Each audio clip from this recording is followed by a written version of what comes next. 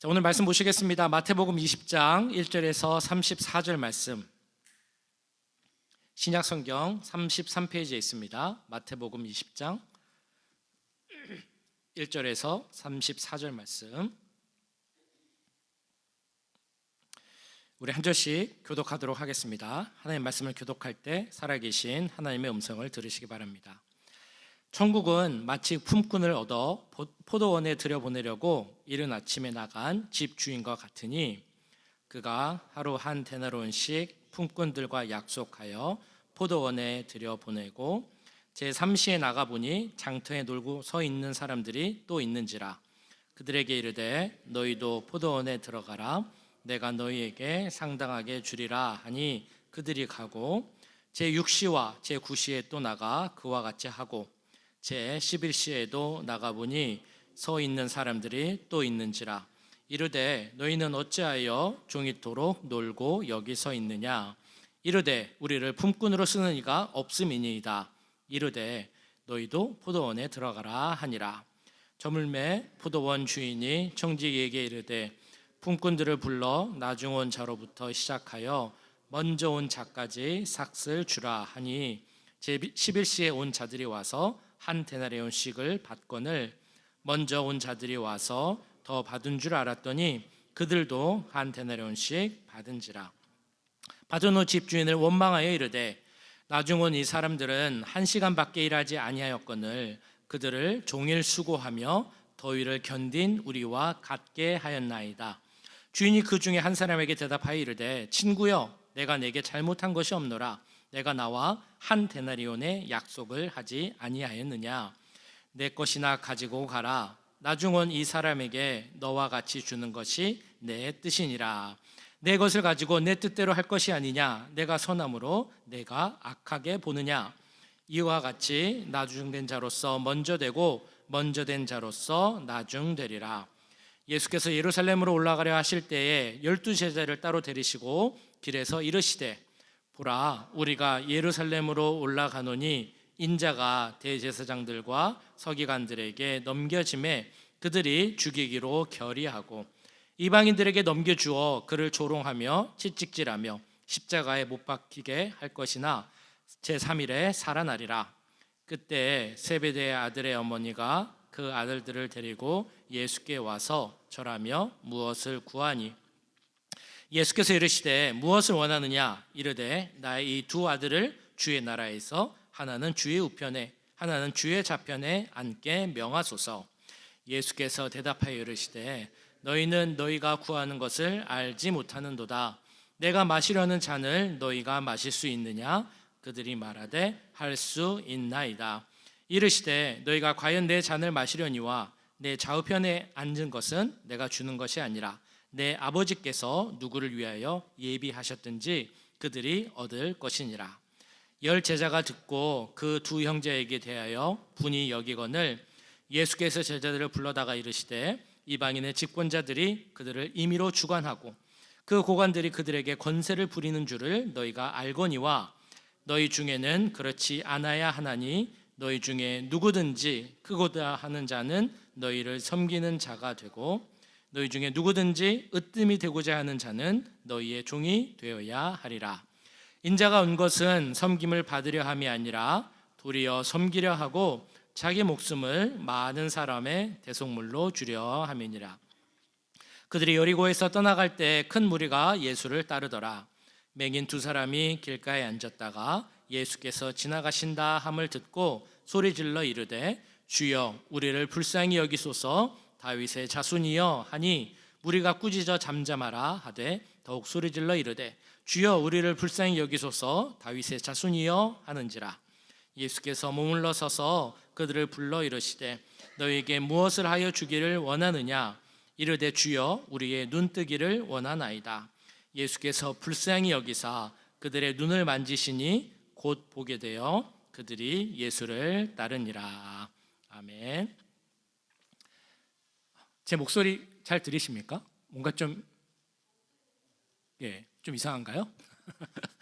네, 뭔가 좀 잠겼나 봅니다. 왜 그런지 모르겠는데 모니터를 조금만 크게 해주시면 감사하겠습니다. 자, 우리 교회 다니시는 분들 아니어도 교회를 안 다니신 분들도 잘 알고 있는 성경 말씀 구절이 있습니다.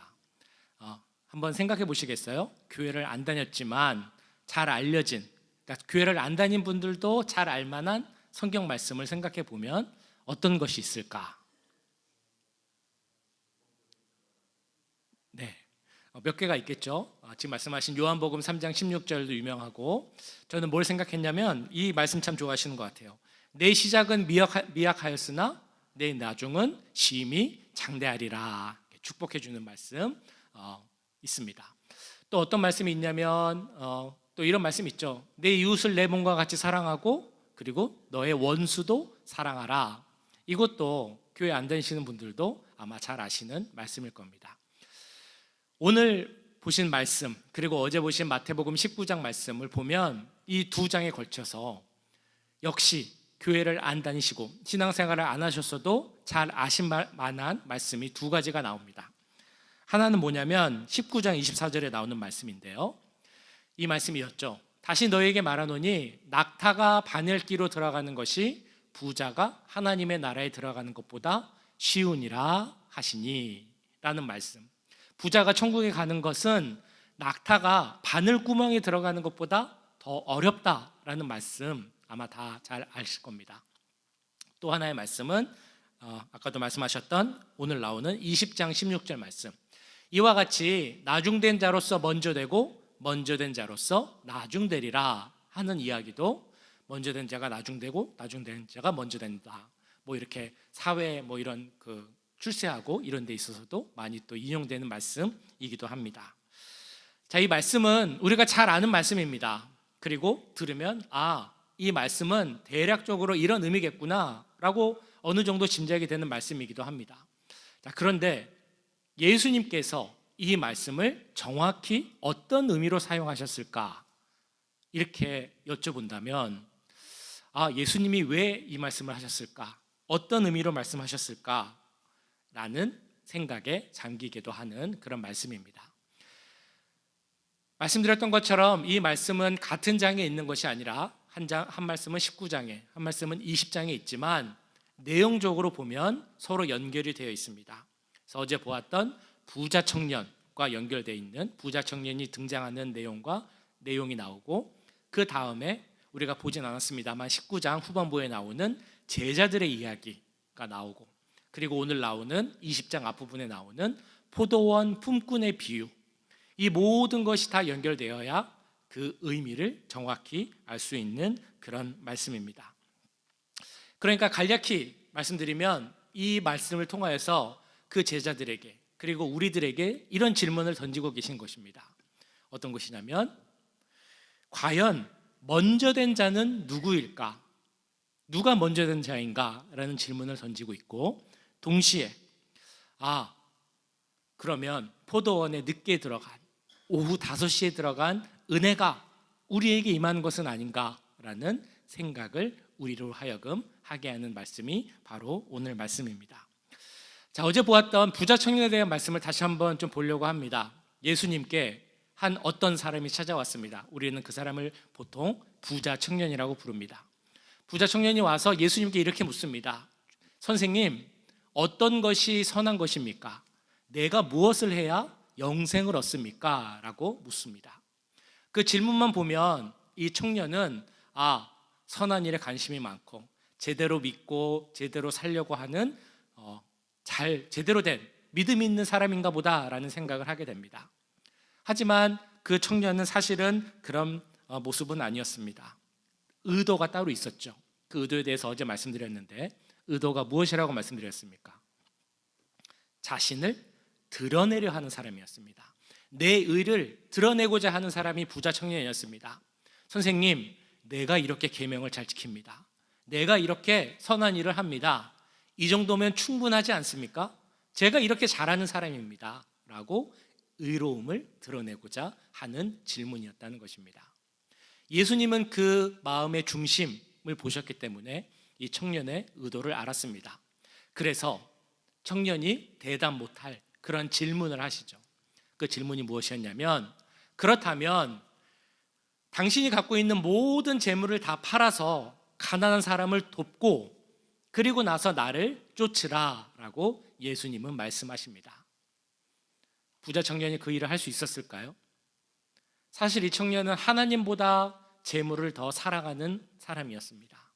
그렇기 때문에 그 예수님의 말을 따르지 못하고 근심하며 되돌아갔다라고 어제 말씀에 나오고 있습니다. 그런 청년을 보면서 이 예수님이 하신 말씀이 아까 보신 19장 24절 말씀입니다. 낙타가 바늘귀에 들어가는 것이 부자가 천국에 들어가는 것보다 쉽다라는 그 말씀을 이렇게 하시게 된 것입니다. 자, 그런데 이 말씀을 들으면서 혹시 이런 생각 해보셨습니까? 왜 하필 그 많고 많은 짐승, 동물들 중에서도 낙타를 말씀하셨을까? 소도 있고 하마도 있고 뭐 여러 가지 다른 짐승들도 있을 텐데 왜 하필 낙타일까? 이에 대해서는 여러 가지 해석이 있습니다. 그 헬라어 원어를 찾아보면 이 낙타 그리고 바늘귀, 바늘구멍 그게 사실은 그 단어가 비슷하다, 철자가 비슷하다. 그래서 일종의 언어 유희로 낙타가 바늘귀에 들어가는 것이 부자가 천국에 들어가는 것보다 쉽다. 뭐 이런 말을 했다는 그런 해석이 있습니다.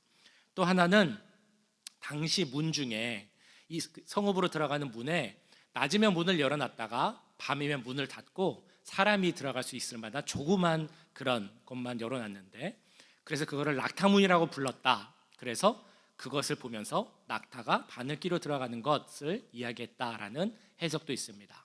또 하나는 어떤 것이 있냐면 원래는 낙타가 아니고 밧줄인데 밧줄이 바늘귀에 들어가는 것이 어렵다. 뭔가 좀 더 낙타보다는 좀 그럴듯하잖아요. 실과 비교가 되면서. 자, 그래서 밧줄을 이야기했는데 밧줄이라는 단어랑 낙타랑 단어랑 스펠링이 비슷해서 낙타를 사용하게 되었다. 뭐 이런 해석들이 있습니다. 자, 그런데 중요한 것은 여기서 1번이 맞을까, 2번이 맞을까, 3번이 맞을까 이게 중요한 것이 아니고 예수님의 의도는 이것이었다는 겁니다. 이 세상에서 큰 동물, 낙타든 소든 하마든 그런 동물이 바늘구멍에 들어가는 것보다 부자가 천국에 들어가는 것이 어렵다. 이것을 강조하여서 말씀하고 싶으셨다라는 것입니다. 이 말씀은 어떤 의미일까요?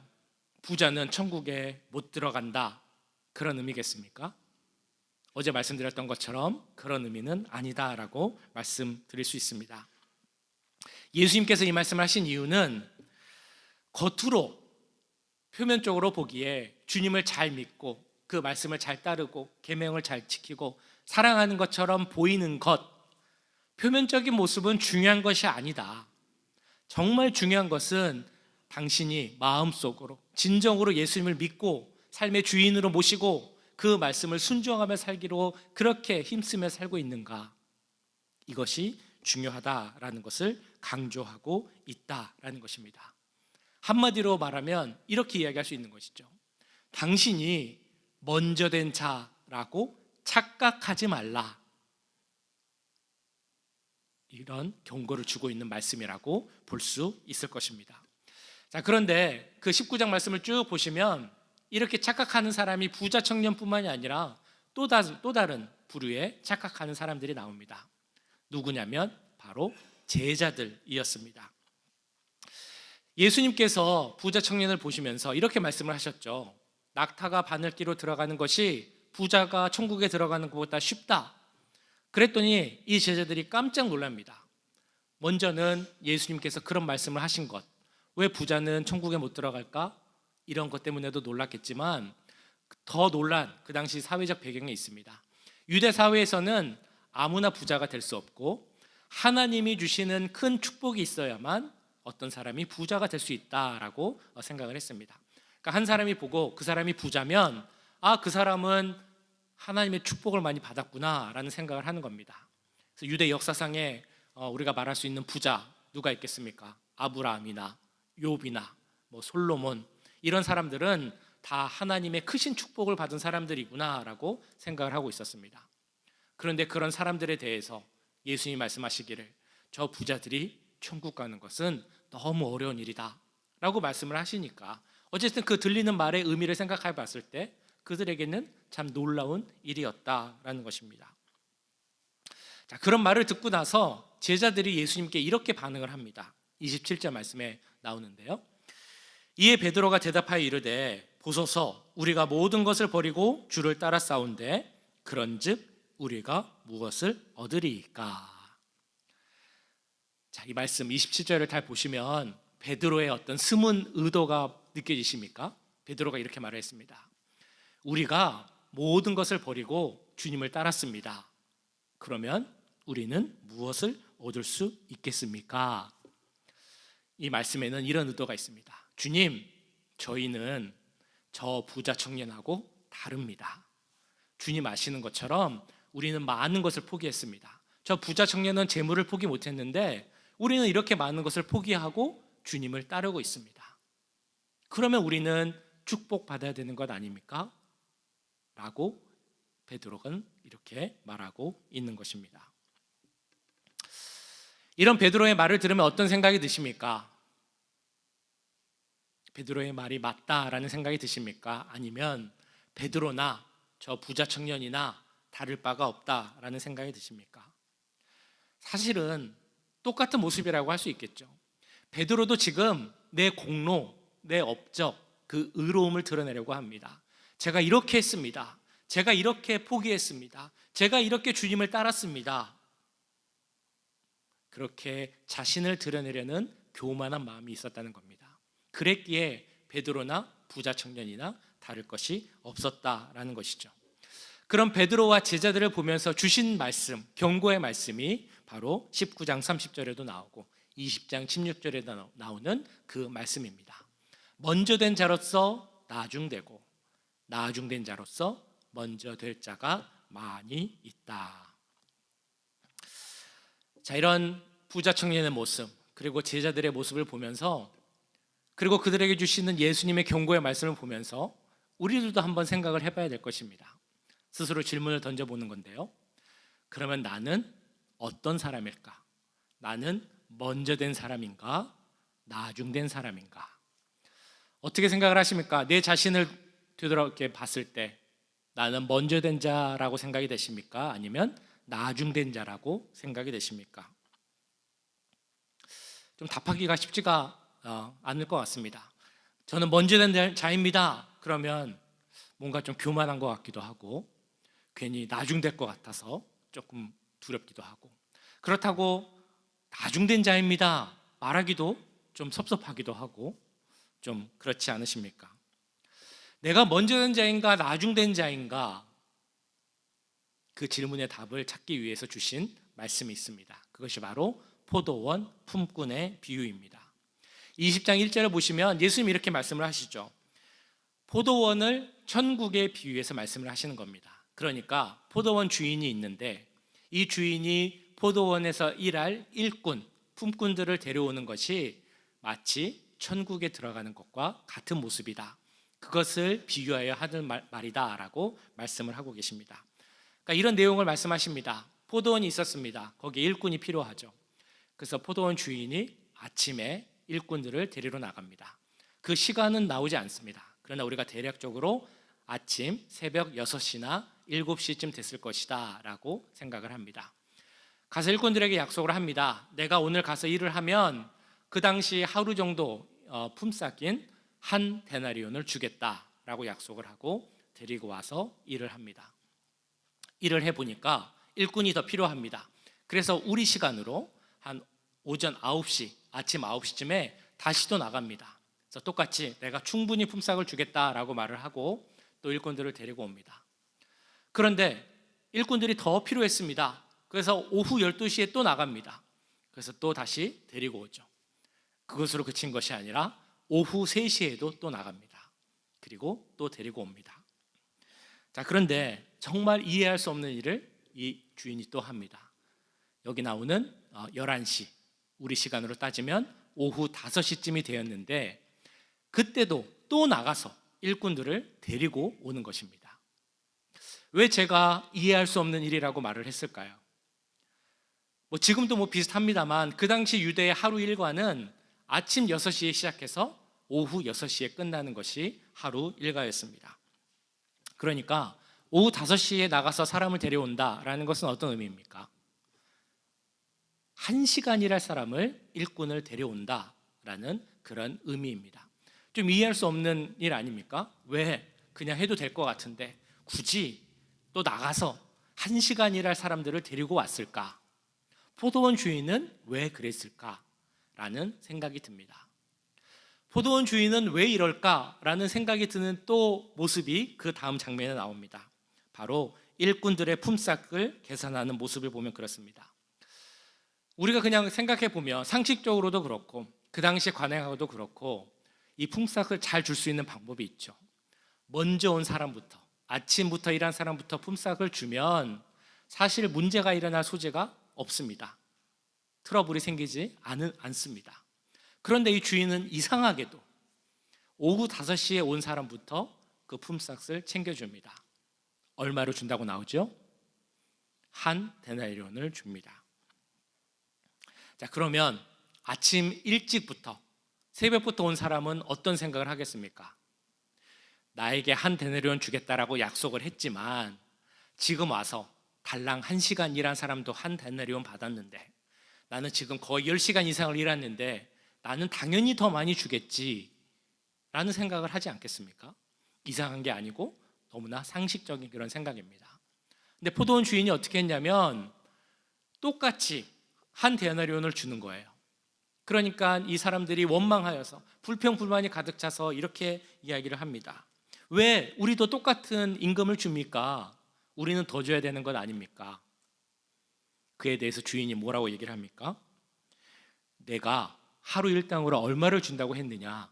한 데나리온 준다고 하지 않았느냐?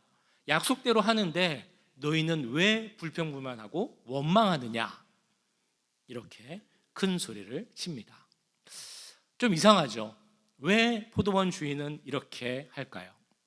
그리고 우리가 지난주 씨 뿌리는 농부의 비유를 보면서도 왜 씨 뿌리는 농부는 이렇게 할까라는 생각을 한 적이 있습니다. 그럼 또 우리는 또 이렇게 질문을 할 수 있습니다. 왜 예수님은 지난주에도 그렇고 이번 주에도 그렇고 왜 그렇게 했을까라는 질문이 들게끔 하는 이야기를 계속 하고 계신 것일까요? 우리 상식하고는 조금 다를 수 있지만 이 이야기를 통해서 우리에게 주고자 하는 주님의 마음, 그 메시지가 분명 있기 때문입니다. 포도원 품꾼의 그 비유를 통하여서 주님은 우리에게 어떤 메시지를 주고 싶으신 것일까요? 3가지를 생각해 볼 수 있습니다. 첫 번째는 무엇이냐면 바로 구원에 대한 하나님의 전적인 주권을 말씀하고 있습니다. 이 비유를 통해 우리가 꼭 알아야 하는 것은 하나님이 주시는 구원은 우리 인간의 공로, 우리 인간의 업적 그런 것과는 전혀 상관없이 오직 하나님의 주권, 하나님의 은혜 가운데서 이루어진다. 이것을 알게 하기 위함이라는 것입니다. 왜 포도원에 늦게 온 사람에게 똑같은 것을 줍니까? 라고 인간은 생각할 수 있지만 구원의 문제는 하나님께 전적으로 달린 것이기 때문에 우리는 왜 그렇게 하십니까? 라는 의문을 제기할 수 없다는 것입니다. 포도원에 들어가는 것이 천국에 들어가는 것과 같다라고 말씀하셨습니다. 그러니까 천국에 들어가는 것은 부름받은 순서에 상관없이 하나님께 부름받은 자라면 동일하게 나아갈 수 있다. 동일하게 구원받을 수 있다라는 것입니다. 왜 내가 먼저 왔는데 저 사람이 먼저 들어갑니까? 이렇게 불평불만할 수 없는 전적인 하나님 주권에 속한 것이 바로 구원에 관한 일이라는 것입니다. 누구든지 구원받고 은혜 받는 것은 내 공로, 우리의 업적 그것으로 되는 것이 아니라 온전한 하나님의 은혜로만 된다라는 것을 이 포도원 비유를 통해 주님은 오늘 다시 말씀하고 계신 것입니다. 자, 두 번째 또 그 하나님의 그 마음이 있습니다. 이 포도원 비유를 통해서 말씀하시는 것, 그것은 바로 겸손히 은혜를 구하라라는 그 의미가 있습니다. 겸손히 은혜를 구하라. 제자들에게 주님이 이렇게 말씀을 하고 계신 겁니다. 너희들이 이전부터 나를 따르고 있지만 그렇다고 해서 너희들이 먼저 된 자가 아니다. 먼저 된 자라는 그런 교만한 마음을 갖지 말고 그런 생각을 갖지 말고 정말 너희가 은혜 받은 자로서 살고 있는지, 정말 나를 잘 따르고 있는지 너의 자신을 돌아보라 라고 말씀하고 있는 것입니다. 만약에 정말 먼저 된 자라고 생각하면 그에 맞는 삶을 살기 위하여서 겸손히 은혜를 구해야 된다 라는 것이 오늘 포도원 비유를 통해서 예수님이 주고 계시는 말씀이라는 것입니다. 내가 한 것도 없으면서, 내가 뭐 자랑할 것도 없으면서 그냥 교만하고 내가 먼저 된 자다 라고 생각하는 자들에게 그게 아니라 먼저 된 자라고 생각하지 말고 겸손히 은혜를 구하라 라는 것이 오늘 주님의 말씀이라는 것입니다. 자, 이런 말씀을 들으면서 다시 한번 우리 모습을 한번 생각해 보면 좋겠습니다. 포도원 품꾼의 비유, 포도원에 들어간 여러 사람이 있었습니다. 아침 6시쯤, 오전 9시쯤, 낮 12시쯤, 오후 3시, 오후 5시. 나는 포도원에 몇 시쯤 들어간 사람이라고 생각이 되십니까? 아침에 들어간 사람입니까? 아니면 오전 9시에 들어간 사람입니까? 아니면 한 12시쯤 들어간 사람 같으십니까? 여기 계신 분들 중에 모태신앙도 있으실 겁니다. 모태신앙이 아니라 할지라도 벌써 내가 교회 다닌 지 수십 년입니다 라고 말씀하는 분도 계실 것입니다. 그러면 뭐 시간으로 따져보면 뭐 아침 6시까지는 아니어도 한 오전 9시나 10시 정도 들어간 자 되지 않을까? 라고 생각을 하고 그러면 나는 먼저 된 자인가? 라는 생각을 할 수도 있을 것 같습니다. 내가 먼저 된 자다, 일찍 예수님을 믿었다라고 생각을 하신다면 꼭 마음에 가져야 하는 그 질문이 있습니다. 하나는 내가 먼저 된 자로서 그 합당한 삶을 살고 있는가? 먼저 된 자이면서도 너 나중 될 수 있어 라는 경고의 말씀을 들을 그런 나의 모습이 아닌가? 그걸 생각해 봐야 한다는 것입니다. 동시에 나를 먼저 그렇게 부르셨다면, 내가 오전 9시에 들어간 사람이라면 그에 맞는 삶을 살기 위하여서 주님, 나에게 계속적인 은혜를 주십시오 라고 은혜를 우린 계속해서 간구해야 한다는 것입니다. 먼저 된 자로서 우리는 어떻게 살 수 있습니까? 어떻게 사는 것이 합당한 삶을 사는 것이고, 어떻게 해야 우리는 계속해서 은혜 가운데 거할 수 있겠습니까? 이에 대한 좋은 대답이 포도원 품꾼의 비유, 주님께서 주시는 세 번째 메시지에 있습니다. 그것은 바로 내 스스로에게 이렇게 질문해 봐야 한다는 것이죠. 과연 나는 먼저 된 자인가? 이 질문의 정확한 의미는 이렇게 말할 수 있습니다. 나는 과연 먼저 될 자격이 있는가? 우리는 예수님을 오래 믿었기 때문에, 교회를 오래 다녔기 때문에 나는 먼저 된 자다라고 생각할 수 있습니다. 그런데 사실 주님은 오늘 말씀을 통해서 우리에게 이렇게 깨닫기를 원하십니다. 우리는 과연 먼저 될 자격이 있는가? 우리는 포도원에 일찍 들어갈 자격이 있는 자들입니까? 우리는 먼저 되었다라고 말할 수 있는 그런 자격이 있습니까? 혹시 우리는 오후 5시에도 포도원에 못 들어갈 그런 사람은 아닙니까? 연세대학교 병원 정신과 의사 중에 이만홍 교수라는 분이 있습니다. 이분은 어렸을 때부터 신앙생활을 하셨습니다. 나름대로 신앙생활 열심히 하고 교회도 열심히 할 뿐만 아니라 삶에서도 그거를 잘 지키기 위해서 노력한 분입니다. 도덕적으로도 흠이 없게끔 살았던 분이 바로 이분이라고 합니다. 그런데 한 번은 그 수련회를 갔는데, 수련회 가서 마음의 상처를 입고 왔습니다. 왜냐하면 본인이 생각하기에 나는 예수님 이렇게 잘 믿고 삶에서도 문제가 없는데, 문제도 말썽도 하나도 안 일으키는데 수련회 갔더니 은혜를 받고 그런 성령 체험하는 것을 못하는 겁니다. 그런데 내가 봤을 때 정말 저 친구는 별로야, 정말 문제가 많아, 말썽꾸러기야 했던 친구는 수련회 가서 하나님 만나고 은혜 받는 것을 보게 된 것입니다. 마음속으로 생각했습니다. 우리 하나님은 불공평한 하나님이야. 그러면 난 이제 하나님 믿지 않을 거야 하고 그때부터 교회를 다니지 않았습니다. 그렇게 하면서 한 20년 동안 이제 교회를 떠나 살게 되었습니다. 그 사이에 대학교를 가고 공부를 하고 의사가 되었고 결혼을 했습니다. 이 와이프, 아내는 그래도 교회를 다니는 분이었고 계속해서 남편을 권유해서 한 번은 이제 결국 다시 20년 만에 교회를 나가게 됐습니다. 교회를 나가서 설교를 듣는데 그날 말씀이 어떤 말씀이었느냐? 바로 포도원 품꾼의 비유였습니다. 그 말씀을 들으면서 이 교수님이 크게 마음속에 깨닫게 된 것이 있습니다. 바로 내가 5시에 들어간 그 일꾼이구나. 교수님은 속으로는 내가 먼저 된 자이다, 나는 충분한 자격이 있다라고 생각을 했지만 알고 봤더니 자신은 오후 5시에 들어갈 자격도 겨우겨우 들어갈, 그러니까 포도원에 들어갈 자격이 없는 그런 사람이었다라는 것입니다. 예수님께서 왜 이 포도원 말씀을 주셨을까요? 지금 우리가 생각하면 좀 비상식적이기도 하고 의문도 많이 생기는 이 말씀을 통해 우리에게 하고자 하시는 말씀은 무엇이겠습니까? 내가 먼저 된 자로서 잘 믿어야지, 합당한 삶을 살아야지, 이렇게 생각하는 것도 너무 좋은 그런 마음입니다. 그러나 오늘 우리에게 말씀하시는 이 음성을 들으면 좋겠습니다. 우리는 사실 오후 5시에 포도원에 들어가기도 부족한, 자격 없는 그런 죄인이라는 것입니다.